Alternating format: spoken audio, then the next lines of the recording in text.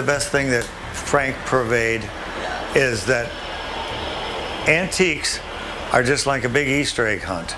You know, when you go to an antique store, you're looking in the corners, or if you're in somebody's garage, and it's the joy of the hunt. When the doors to Frank Fritz's private garage were finally opened, no one could have predicted what secrets lay hidden inside. Among the dust, oil, and relics collected over a lifetime, investigators stumbled upon something unexpected. Something that hinted at a secret deal Frank had quietly kept buried for years. What they discovered inside didn't just surprise them. It shattered everything they thought they knew about him.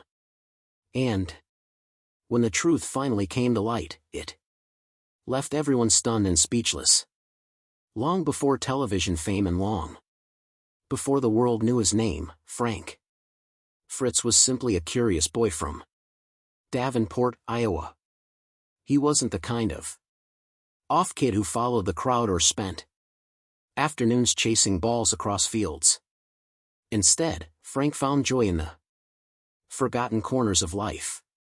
Attics filled with old furniture, sheds full of forgotten tools, and dusty shelves stacked with objects no one cared about anymore. While others saw junk, Frank saw history. To him, each broken item was a treasure waiting to be understood. A piece of someone's story waiting to be saved. Growing up in an ordinary neighborhood with modest means, Frank learned to find magic in the mundane. His bedroom looked more like a miniature museum than a child's room. Rocks, stamps, bottles, and trinkets filled every inch of space. Each object was carefully labeled, loved, and displayed with pride. From a young age, he seemed to understand that every item had a past worth preserving, and he made it his mission to rescue those forgotten fragments of history before they disappeared forever. As he got older, Frank followed a more traditional path, taking a steady job as a fire inspector. It was honorable, respectable work, but didn't satisfy his restless spirit. Every alarm he responded to reminded him of how short life really was and how much he longed to spend it doing something he loved. On weekends and days off, he would drive across Iowa visiting garage sales and roadside stands, talking to people about the forgotten treasures hidden away in barns and basement. His warm, easygoing nature made him trustworthy, and people often let him buy things they hadn't planned to part with. It was during this time that Frank met Mike Wolfe, a fellow Ian, who shared his love for antiques and adventure. Their bond was instant and natural. Together, they hit the open road, scouring the Midwest for vintage signs, rusted gas pumps, motorcycles, and pieces of Americana that most people had overlooked. Mike had the big dreams and business vision, while Frank brought humor, honesty, and heart. They weren't just pickers. They were storytellers, preserving the soul of forgotten America. Their chemistry and passion eventually caught the attention of the History Channel. And in 2010, American Pickers was born. The show wasn't about fancy antiques or priceless artifacts. It was about people, memories, and the emotional value behind each find. Viewers instantly connected with Frank. Charm. His laugh was contagious, his flannel shirts iconic, and his kindness genuine. He didn't act like a TV star because he didn't want to be one. He was simply himself. Every rusted toy car or vintage sign he found felt personal, and fans loved him for it. While Mike often pursued high-value deals.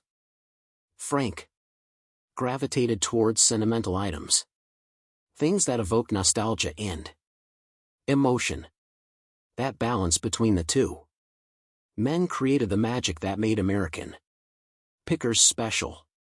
But behind the smiles and laughter, cracks were beginning to form. Years of travel and lifting heavy antiques began to take a toll on Frank's body. Chronic back pain and his lifelong battle with Crohn's disease made filming increasingly difficult. Even when on screen, those close to him could see how much pain he was silently enduring. Eventually, his absences became more noticeable and fans began asking questions. Online discussions turned into rumors. Some said he was recovering from surgery. Others hinted at disagreements with Mike. Both men stayed quiet for a long time, letting speculation grow. When Mike finally addressed it, he explained that Frank was focusing on his health. It was a polite statement, but the distance between them was obvious. Frank later revealed that he hadn't heard from Mikey in a long while, not even after his surgery. That silence hurt deeply. For two men who had shared countless miles and memories, fame had become a wall they couldn't climb over. As the years went on, Frank's world began to shrink. Away from the cameras, he faced health struggles that grew harder to manage. His Crohn's disease worsened, and the physical pain became overwhelming. After leaving American Pickers, he hoped to focus on recovery, maybe start smaller projects closer to home. But instead, he grew increasingly isolated. Friends noticed he was drinking more, battling addiction, and withdrawing from public life. His once bright spirit seemed dimmed by loneliness and regret. Then came the tragedy that changed everything. In July 2022, Frank suffered a massive stroke at his Iowa home. Afrin found him unresponsive and called for help. He was rushed to the hospital, but the damage was severe. His speech, movement, and independence were all affected. Within weeks, a court-appointed guardian and conservator were assigned to manage his medical care and finances. The man who once traveled freely across America was now confined, dependent, and fighting to survive. When Mike Wolfe broke his silence, his message was raw and emotional. He called Frank me old friend and asked fans to pray for him, admitting how deeply it hurt to see him in that state. For many, it was a reminder that despite fame, pride, and distance, their friendship had been real, and that love and regret often walk hand in hand. In the months and years that followed, updates on Frank's condition were scarce. Rumors circulated that he had passed away or was living in a care facility. Fans hoped for good news. But in early 2025, the heartbreaking confirmation arrived. Frank Fritz had died at the age of 60, following complications from his stroke.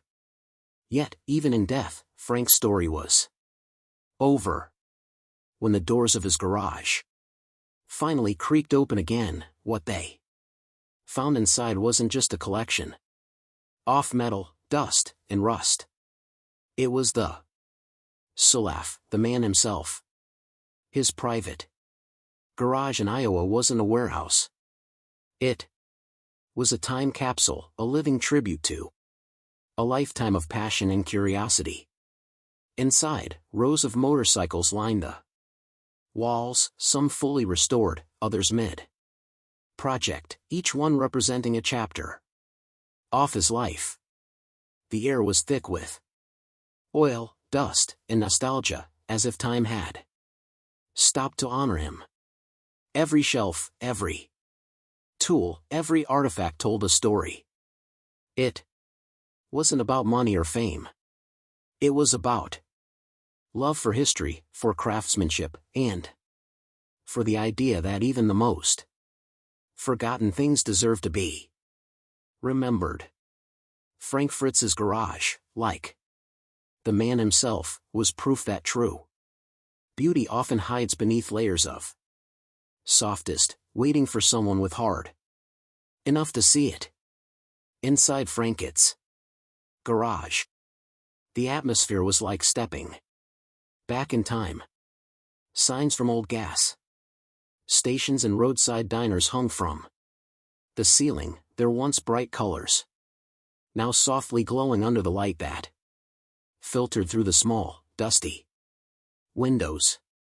Tools were scattered everywhere. Wrenches, paint cans, and piles of repair manuals covered nearly every surface. It wasn't the kind of off-place designed for visitors or meant to impress anyone.